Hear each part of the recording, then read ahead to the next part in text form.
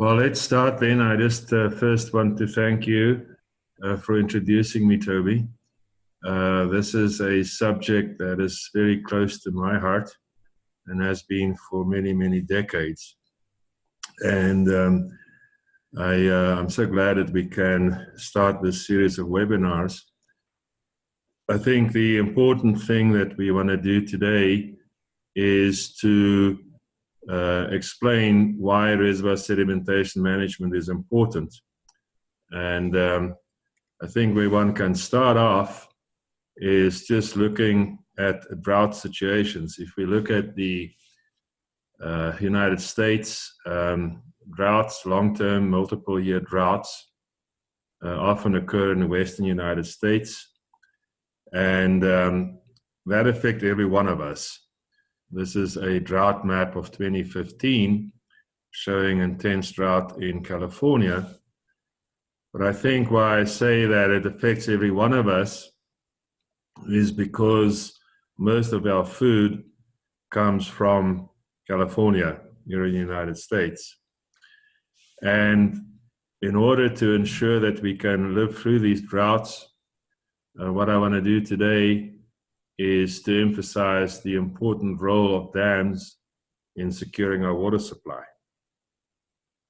Now, as you know, there is a big anti-dam lobby nationally and internationally who I think we all may agree are usually pretty uninformed.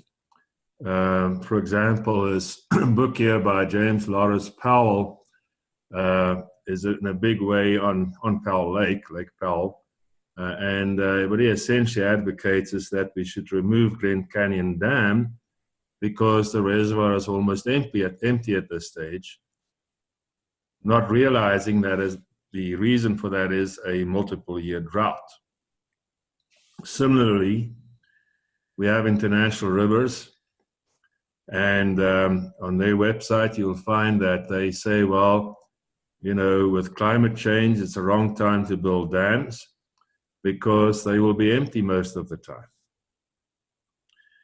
And then we have our former commissioner of the Bureau of Reclamation, Dan Beard, who in his book and in his interviews indicate that he believes that the toilet rebate program will be better than building dams. Now, I think what is obvious is that these populist anti-dam groups do not really understand the issues.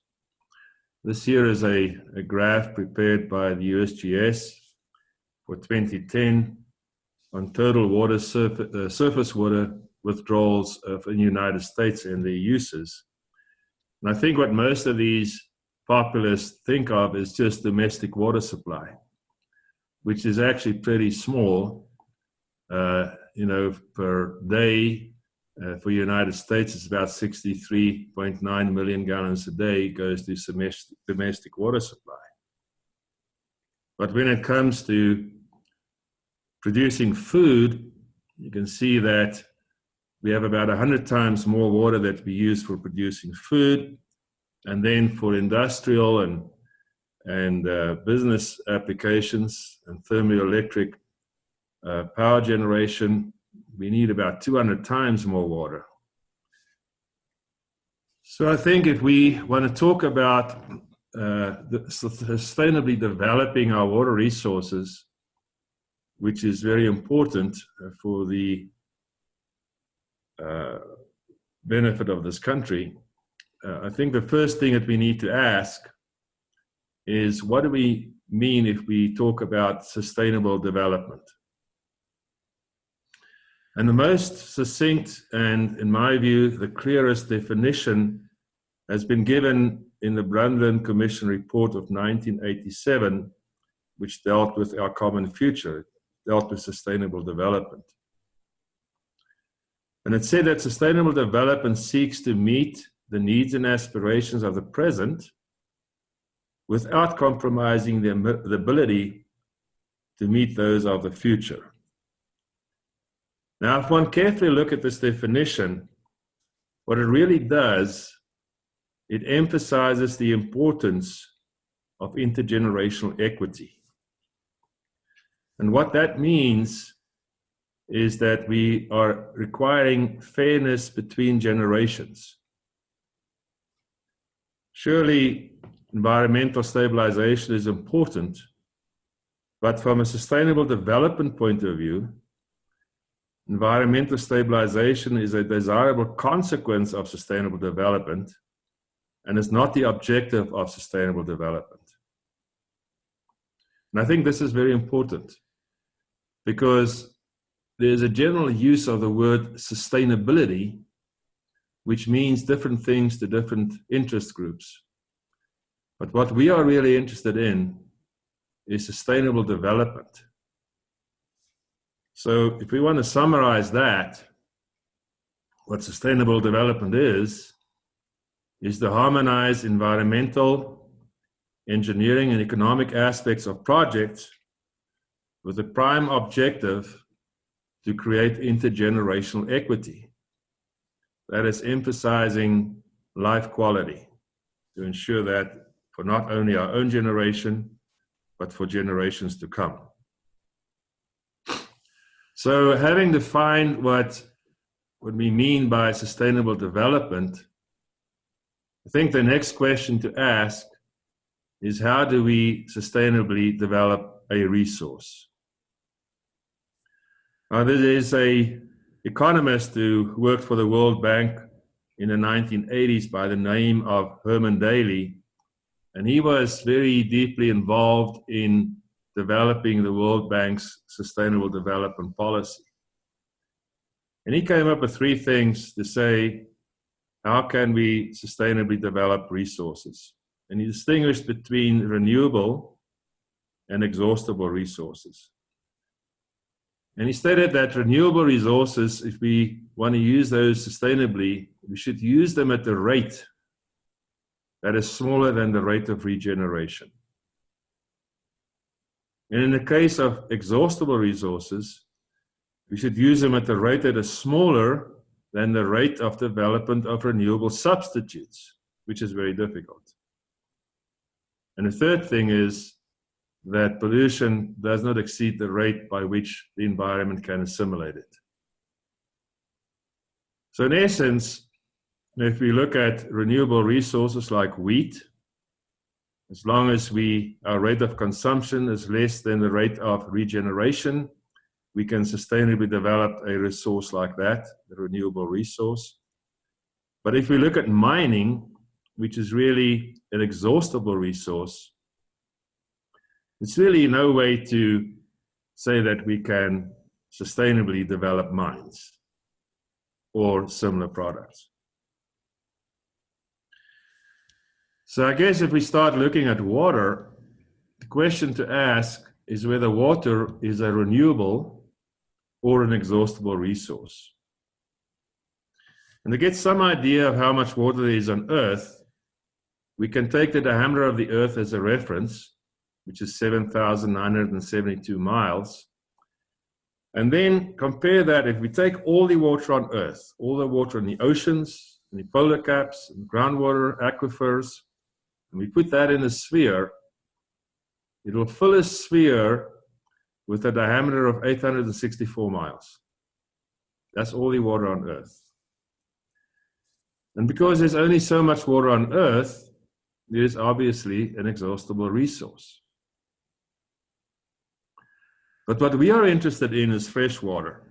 So if we now take all the accessible fresh groundwater on Earth, and we put that in a sphere, it'll fill a sphere with a diameter of 42 miles. And if we take the other resource, that is rivers, and we take all the water in the rivers on Earth, and put that in a sphere, it'll fill a sphere with a diameter of 10 miles.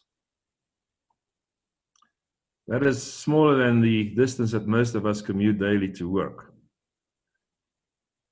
However, I think the good news is that we can view that as a renewable resource because of the hydrological cycle. So now the next question is, of these two principal freshwater resources, that is groundwater and rivers, which one of those two have the greatest potential for sustainable development?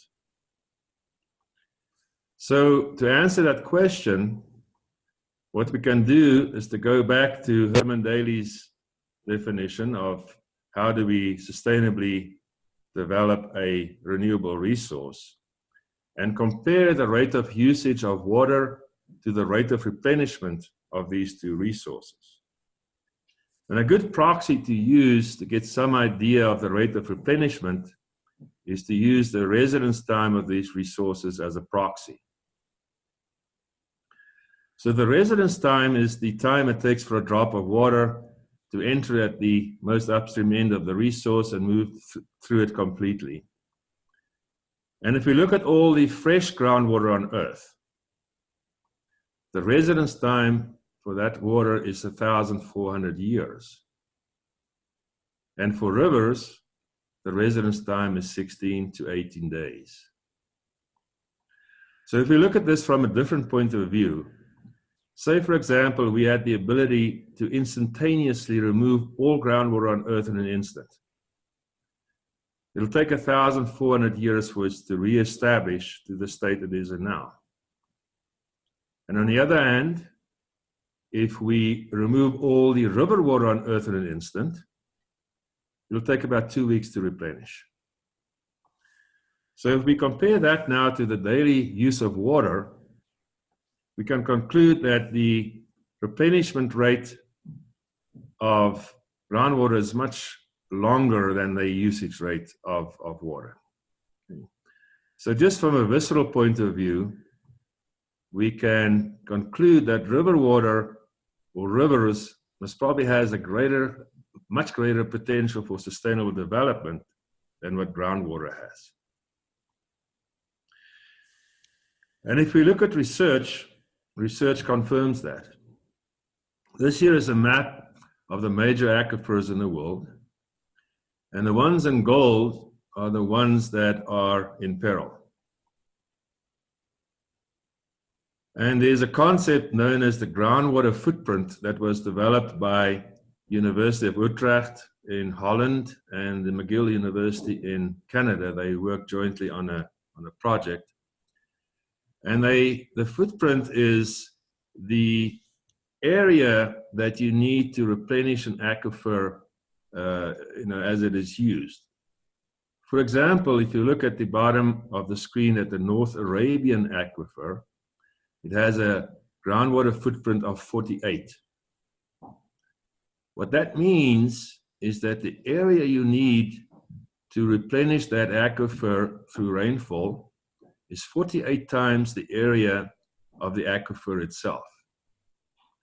Or viewed differently, the amount of water that is annually extracted from this aquifer is about 48 times of what is replenished. And if we look at the United States, there's a high plains aquifer that is known as the Ogallala aquifer in the general area where I live.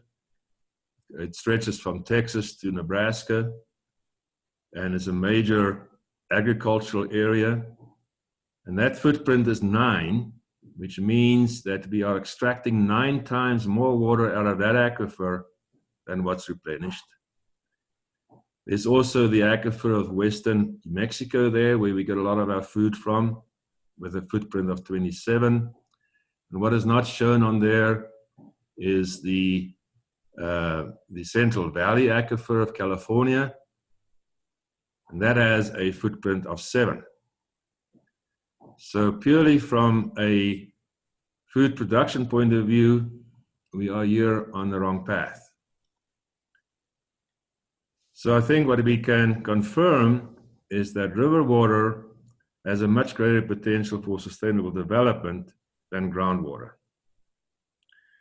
But the issue with rivers, as you know, is that the flow in the rivers vary with time. And this hydrologic variability requires storage to allow us to reliably supply water in periods of drought or low flow. And there are essentially 2 time scales we need to look at. One is the within here time scale, and the other one is a multiple year time scale.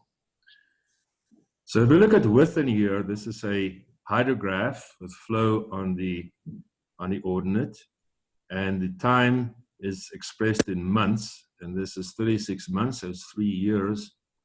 So what you'll notice for this particular hydrograph is that the annual hydrographs roughly look the same, and there's one season, a dry season every year, where the flow is lower than normal, and we may need some small amounts of water storage to supply water during those seasonal low flows. But then, in many parts of the world, we may experience multiple year droughts. And this hydrograph, each bar in this hydrograph gives you the volume of water that flows in that river during a particular year. And the red line is the mean annual flow over the long term. So for example, you'll notice here, there is a period of 11 years where the annual flows in the river are lower than the mean annual flow. So if we want to use a river like this to supply water, we need very large storage to be able to carry us over that dry period. So let's just distinguish in a sort of more graphical way what this means. We can prepare a graph on the ordinate as healed as a percentage of the mean annual flow. That means the amount of water we can supply out of that river as a percentage of the mean annual flow. And at the bottom, we have reliability. So in cases where we have very low hydrologic variability, like in the northeastern United States, you can see with no storage or just very small seasonal storage, that we can supply about 80% of the mean annual flow of that river at the 90% reliability. However, if we want to go to areas with high variability, and we look at that, and we don't have any storage, because of these multiple year droughts, we cannot guarantee any water at the 90% reliability. So what can we do? If we add storage to this kind of river, and say the storage is equal to 1 times the mean annual flow in the river, then we can change the situation. And what now happens is that at 90% reliability, we can guarantee about 70% of the mean annual flow in this river.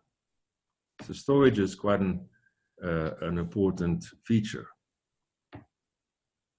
What this map shows you are areas in the world where these multiple year droughts occur on a regular basis.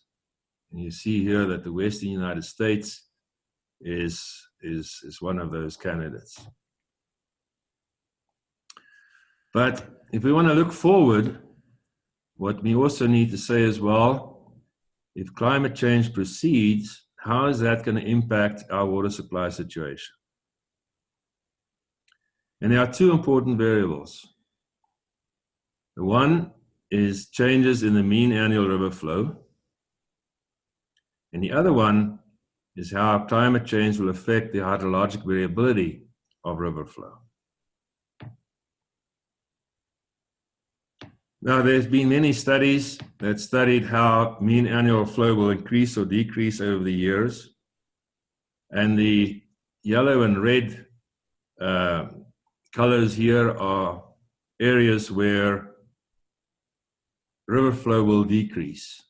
And you see the Western United States is a candidate for decreasing mean annual flows. So is most of Europe around the Mediterranean and other places. But even more important than this is how hydrologic variability is going to impact the reliability of water supply. And generally, climate scientists agree that with climate change, hydrologic variability is going to increase. And this here are some simulations by NASA on how soil moisture will change over time. And what you'll see is that as time goes by, droughts will be longer and more severe in most of the USA. So this is something we need to deal with. So how do we deal with it? What I have here is a graph. Again, the ordinate gives you the percentage of yield. Yield is a percentage of the mean annual flow. And in the abscissa, I have hydrologic variability. That is representing climate change. So as hydrologic variability increases, so does the effects of climate change. So what we can do now is to draw a curve on this to determine for 99% reliability how climate change may affect our effectiveness to provide water. And this curve here is for a storage volume that's about 60% of the mean annual flow. Now, most of the places in the world have a hydrologic variability of about 0.3 to 0.4. So if we say that climate change will increase hydrologic variability from 0.3 to 0.6, you can see that there will be about a 30% reduction in the amount of water we can supply at 90% reliability. Now, if we increase the volume of the reservoir we build, that changes, and now we have about a 15% reduction in the amount of water we can supply at 90% reliability. And if we increase the reservoir volume even further, that reduces to about 8% reduction. So just that as general conclusion is that an important way to counter the effects of climate change is to have reservoir storage that is as large as possible. So having said that, let's look at what happens in the United States. This graph here on the abscissa is years, and then on the left ordinate, you have cumulative volume. That is the cumulative reservoir volume that's been built over the years in the United States. And this is for large dams. And I got this information from ICOLD, and it's for dams with known construction dates. And you'll see around about 1980, there is a very little addition to reservoir storage. Then on the right ordinate is population, and you can see that before the 80s, there was a greater rate of adding storage volume than the population rate, and after that, the population rate continues to grow, but the amount of the volumes that we're adding is not keeping up. But this is not the total story, because reservoir sedimentation plays a big role in determining how much storage space we have available. And if we look at the United States, there was some research done at Colorado State University by Graf et al. And they divided the country into regions showing annual storage loss as a percentage. And you notice that big parts of the western United States, that the annual storage loss due to sedimentation is greater than 2% per year. California is about 0.8 to 1.2%, and you can see the other areas there. So let's just assume that we have a 1% storage loss per year throughout the United States as a general average. What you see on this graph is two curves. You have cumulative volume in the ordinate, and here is on the abscissa. And the upper curve is the cumulative volume that we added by construction of dams. And then for the 1% sedimentation rate, we have a lower curve. You can see roughly about 1980, that is where we are losing more storage space than what we're adding on an annual basis. If we go one step further and we say, okay, let's look per person in the United States what's happened. This year is for an assumed 1% sedimentation rate. And you see around about 1972, 1973, that we have a turning point. So what is happening now is the storage per person is on a continual decline. Now, what can you do about it? Well, there are various reservoir sedimentation management techniques that one can use.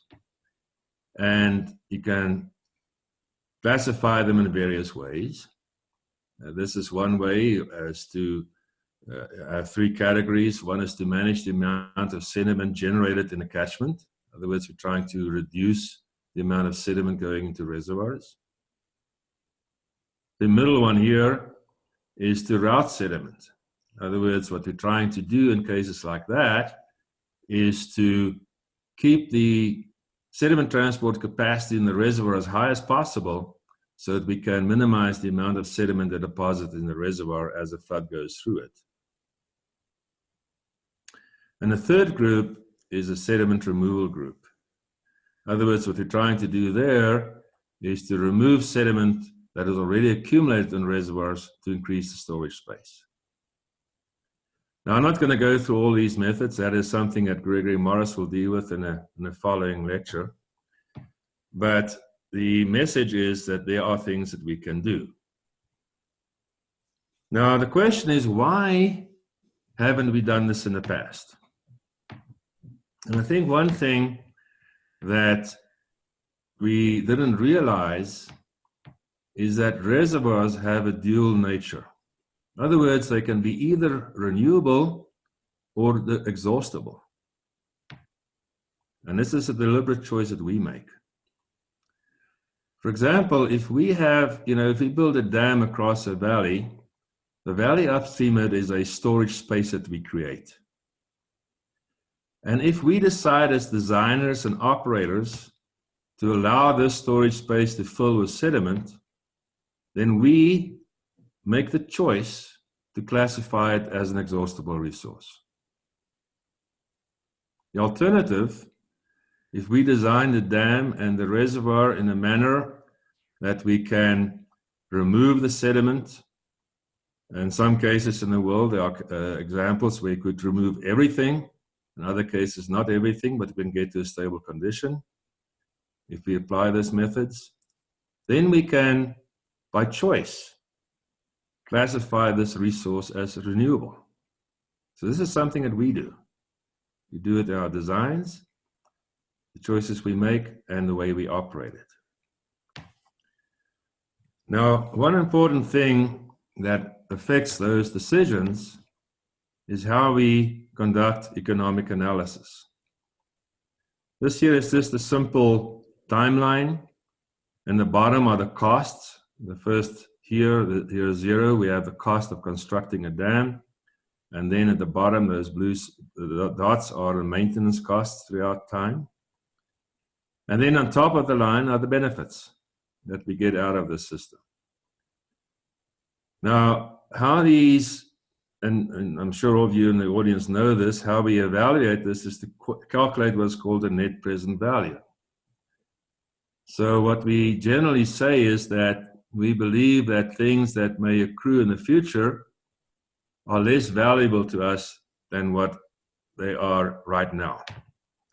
And one thing that we'll notice is there's never allowance for the cost of storage loss. We don't allow for the cost of removing a facility at the end of the timeline or to build a new dam to supply water. So why don't we do that? Well, the thing is that interest rates that has been used in the past, and I must say the World Bank has changed it now, they have a lower rate, but if you use an interest rate of about 10 to 12%, anything that happens after 30 or 40 years is inconsequential when it comes to calculating the net present value. For example, in this case, say we add a cost D to replace the dam or to remove a facility after it's silted up. If we discount it,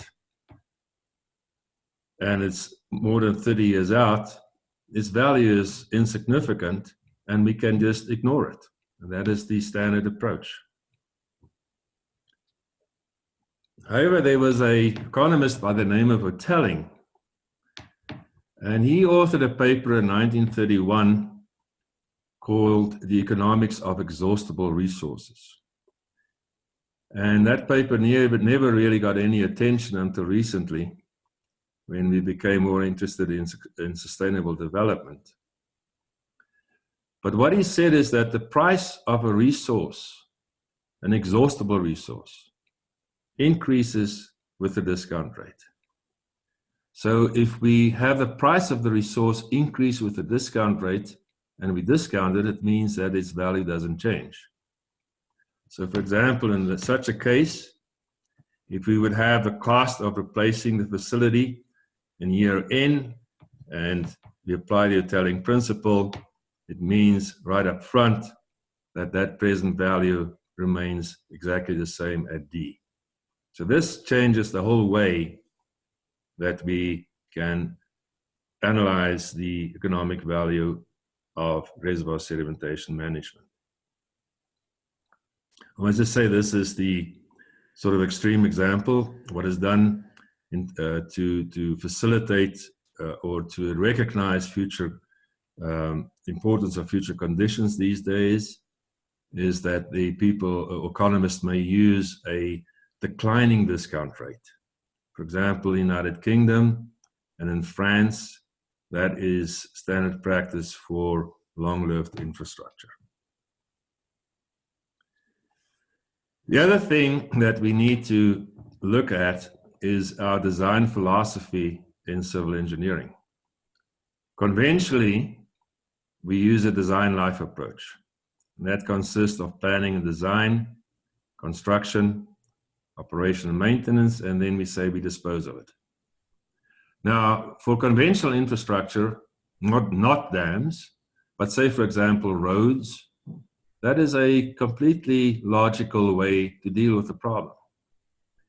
Because we may design a road, say, for a design life of 15 years, but at the end of 15 years, we refurbish it, and we can use it in a sustainable manner forever.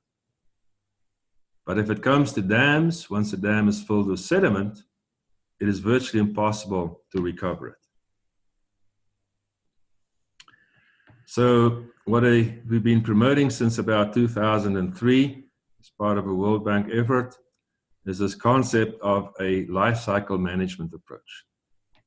And the whole idea is to plan and design infrastructure, particularly dams, in a way that we can use it in perpetuity. Now, I know that that sounds like a lofty goal, but it consists of constructing the dam, doing operation maintenance, removing sediment on a regular basis, refurbishing it, and using it forever. There are examples of this. For example, Three Gorges Dam, that is got a lot of flack for many other things, but that facility is designed with the intent to use it in perpetuity. There's a sediment management approach in there, and that is what they're doing. Now, how do we implement this? One way is to start with planning for both existing and future reservoirs. And this is a project that I participated in with Fichtner and with Gregory Morris and myself. And we've developed a concept known as the RESCON approach that was originally published in 2003 when I worked with Alessandro Palmieri and others. And we've now updated that. And it is it's got a software package with it, which focuses on trying to create intergenerational equity. implement a life cycle management approach by recognizing the dual nature of reservoirs. It provides you with a means of determining the technical feasibility of sediment management for a particular site. There's an economic optimization in it, and you have a selection between using a constant discount rate of 0, creating a sinking fund to deal with future issues, or to use a declining discount rate. It also has a component where you can look at the impact of climate change on sediment management and whether you're making the right decision if you look at all the deep uncertainties introduced by climate change. And it also deals with environmental and social safeguards. I'm interested in introducing you to this. Essentially what it is you have some user input, and it's very minimal input because we are focusing mainly on the pre-feasibility stage of projects. And then what it does is you look at all these different sediment management techniques. The software does an analysis for you, a sedimentation analysis, to get an idea whether any one of these techniques are not technically feasible, and which ones are technically feasible.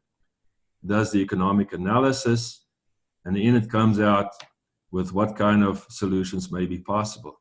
Some of them may be non-sustainable.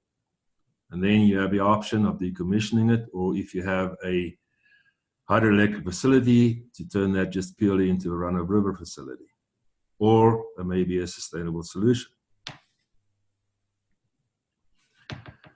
What it uses a lot is previous experience. There is experience in managing sediment and reservoirs.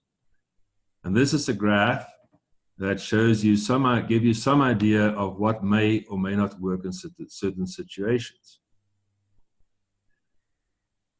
The ordinate, it gives you the volume of the reservoir divided by the mean annual supply of sediment. So the units that come out of it is years. So that 100, for example, it tells you roughly that, well, the lifetime of this reservoir may be 100 years. And then at the bottom, you have the capacity of the reservoir divided by the mean annual flow, which gives you an idea of the relative size, the hydrological size of the reservoir. And then plotted on there, there's a number of projects where sedimentation management was either successful or not. And there's a dividing line, that black thick line, which gives you an idea. If you're below the line, most probably your project will be non-sustainable. And above the line, you have the potential to be sustainable if you implement reservoir sedimentation management techniques. And then if you look at these blocks, it gives you an idea of what kind of sediment management technique you may use and may find to be technically feasible. At the bottom of this slide, I also have a URL for the International Hydropower Association, and we're also working with them to have this particular page. It's not generally available on their page yet, so if you use that, you'll get to the site. And the whole idea is there that we'll have projects throughout the world where sediment management has been implemented and has either been successful or not. So you can use those to see how it fits in with your project and what might or might not be done. So the general approach with this RESCON is that you're working at a planning level, a policy level, pre-feasibility level. Use the RESCON approach to determine the technical feasibility of your project, economic value of it, how climate change may affect it, and you can also look at environmental and social features. Once you have that knowledge, you can move on then to a feasibility study, which is more detailed, and eventually to final design. So what are the key messages that I try to get to you today? The first thing is, I think we should never use just the word sustainability. We should talk about sustainable development, because that's really what we're doing. And the most important thing of sustainable development is to create intergenerational equity. And to recognize that as important as environmental conservation is that is a desirable consequence of intergeneration, creating intergenerational equity. And sustainability is that the objective of sustainable development is not to conserve the environment, it's to create intergenerational equity projects that enhance life quality. Next message is that the preferred water source that has the greatest potential for sustainable development is rivers. Groundwater is less desirable. Thirdly, we have climate change impacts. And one of the biggest impacts of climate change is increases in hydrologic variability. And to deal with that, we need more and more storage space. And there's deep uncertainty that's introduced that we can deal with in, for example, the RESCON approach. Next is if we look at net storage space in the US, and I must also say, this is not only the US, this is internationally, is that currently we're losing more storage than what we're adding. So we are not preparing for the effects of climate change. And then we need to preserve storage space. You know, in existing reservoirs, they are filling up rapidly with silt. And we need to figure out ways to increase the storage space in those reservoirs. And for future reservoirs, we need to carefully look how we design and operate them. And we need to move away from the design life approach when it comes to dam design and adopt a life cycle management approach.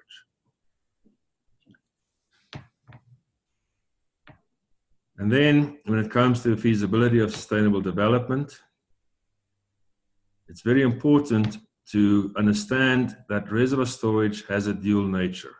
It can either be exhaustible or renewable, and that we determine what that classification is as designers, as operators. It's a deliberate choice that we make. And we definitely have to look at the way that we conduct the economic analysis of these projects.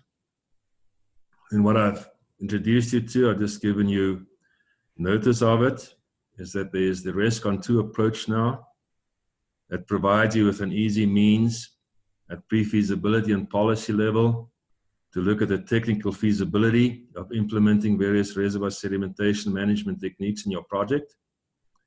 Provides you with a facility to determine the economic optimality of various solutions you may look at, and it also allows you with the ability to look at climate change impacts. So in conclusion, what I want to say is that we need to provide leadership.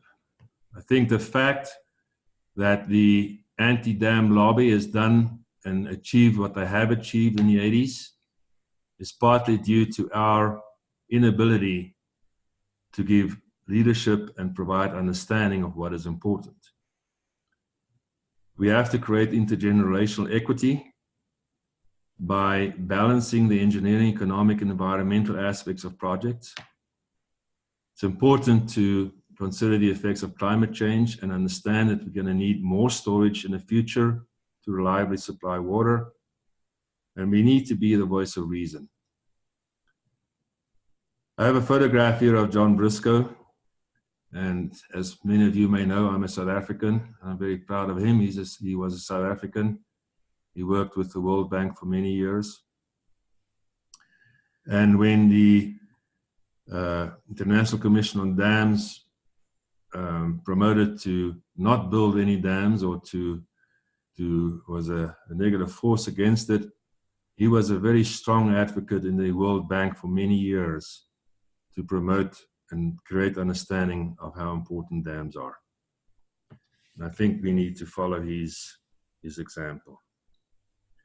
I have, in the end of the presentation, I have some references. This is a book that I authored, Quenching the Thirst, which gives, it focuses mainly on sustainable water supply and climate change, and essentially goes into deeper discussion of the concepts I presented to you. And then there are these two other more recent publications. The one on the left is called Extending the Life of Reservoirs. And it's a book that Gregory Morris, myself, and Pravin Karki from the World Bank authored. It's intended for a technically or scientifically informed audience or readership. It goes into a lot of detail and gives a lot of experience on reservoir sedimentation management, what worked and what didn't work. And on the right-hand side, you have the manual for the RESCON 2 software that is complementary to this book. So with that, Toby, I would like to conclude. Excellent. Thank you, George. Great presentation. So we've had a number of questions that come in. I noticed that we have a few minutes left until the end of the scheduled end of the talk, I should say. So how about we go ahead and start with some of the questions that we've gotten so far. If people have additional questions, feel free to, you can send them privately to either myself or Tim Randall, or you can send them to everyone if you don't mind other people seeing them.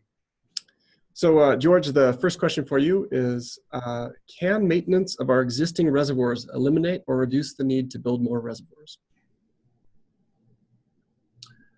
Well, I think the thing is, I think that there's a twofold answer. We need to maintain our existing reservoirs to try and keep up. But even if you take that curve of the original storage that we created and you calculate the per capita storage, we start to have a negative trend in 1980. That's only 8 years after the one with the 1% assumption of sedimentation. So the answer is that we need to maintain our existing reservoirs, firstly, and secondly, we need to build more dams. We will not be able to survive at the level of economic activity and life quality we have at the moment if we do not do that. Okay, thanks. Okay, the second question is, what about the cost calculations associated with reduced or lost flood protection as sedimentation proceeds? You know, that is something that is an important feature. I had a student from Tsinghua University that worked with me a couple of years ago here in Denver. He was a PhD student. And we've published a paper in the Journal of Water Resources Planning, ASCE, dealing with this problem, amongst other things. We took 3 gorges as an example. And obviously, the flood control portion of it is an important portion. If you're losing storage and you cannot control your floods, that is a cost aspect that needs to be considered. If you need a reference to that, I can give that to Toby, and he can supply that to the audience. Okay, thanks. Okay, looks like we have time for a couple more.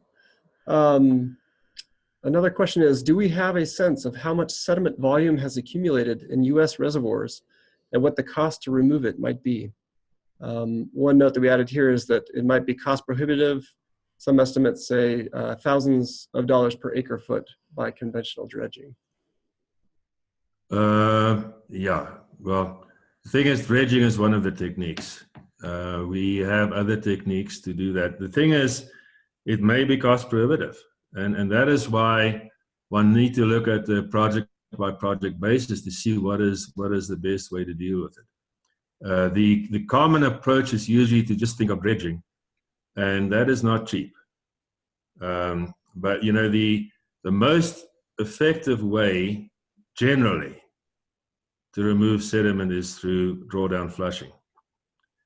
It has its ups and downs on the downstream side. If you have too high sediment concentrations, obviously that is going to be negative from an environmental point of view, but it is implemented. It is implemented on a regular basis, actually in France, for example, in the Loire River.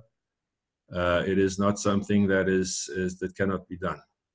So I think the question is that, or the issue is, I think a investigation, I would think, was probably at least a statistical investigation nationally needs to start to see what is possible and what is not possible. It's not a question one can just answer in the general, but it is on a case-by-case basis. Okay, thank you. Okay, we have had a few different questions along this lines. I think generally we'll say, here's the question. What is the capacity to build or enlarge more dams and increase reservoir storage capacity? And presumably, I think that would be, at the rate of reservoir sedimentation. So I didn't quite understand the question. Just ask the question again. Yeah, what is the capacity to build or enlarge more dams and increase reservoir storage capacity? So in other words, are there additional dam sites, or can we raise our existing dams to increase capacity? Well, that is the big problem. You know, I mean, most of the good dam sites have already been used. So that in itself is a problem. Increasing the height of dams increases reservoir storage, but that is not a permanent solution. If we want to create intergenerational equity, we can perhaps raise dams in the short term, but we have to figure out how to deal with the constant reduction in storage volume in the long term. And that's not the final solution. Yeah, that is a good question. If you look nationally, I think there's very few really good sites that can still be used. Okay, thanks. Yeah, I think we'll end on this last question here, and I'm going to paraphrase here. Isn't it true that some of our aging reservoirs no longer make sense to maintain, and that it might make sense to remove some of those? Yeah. And I think part of that question is, it seems like demand management should be part of our water resources planning. I would agree with that. You know, the thing is, a graph that I didn't put into this presentation is if you look at the usage of water in the United States, since about 1975, it tailed off in spite of increase in population. So we're already conserving water. I'm not sure how much more we can conserve. I agree, that is a lofty goal, but that has already happened. What is the second part of the question? Can you just, I think it's partly a comment that that demand management should be part of the water resources planning. I agree with that, but I think there are limits on how much one can manage that. Like I say, for instance, 1975, the total amount of water volume that we used has virtually become constant, although the population increased. If you look internationally, that whole concept of demand management is just not even on the table, because most of the people in the world, and the vast majority of the people in the world, doesn't even have the minimum amount of water that they need for a reasonable life quality. But the United States, one can try and do that, but I think personally, that doesn't solve the problem. And that is what I think what Dan Beer tried to say with his toilet rebate program. But, the biggest amount of water is used in agriculture and in industry in the United States. Internationally, most of the water is used by agriculture. All right, thanks. Okay, so I think we're going to have to stop there. There's some other good questions that have come in, but why don't we hold those actually for the next talk, for Greg's talk coming up next month. They're a little bit more specific to some of the technical aspects of sediment removal. So George, I just want to say thanks very much. Appreciate your talk. That's a great talk. And I would like to just advertise that the next talk is by Greg Morris, which will be next month, February 22nd. And we will be sending out an email to everyone about it. The title of his talk at the moment is Reservoir Sedimentation Management Options and Data Needs. So thanks everyone, and look forward to seeing you next month. We did make a recording of the presentation today, and we will try to get that up on the web in a week or two. All right, thanks very much. Take care. Thank you. Bye.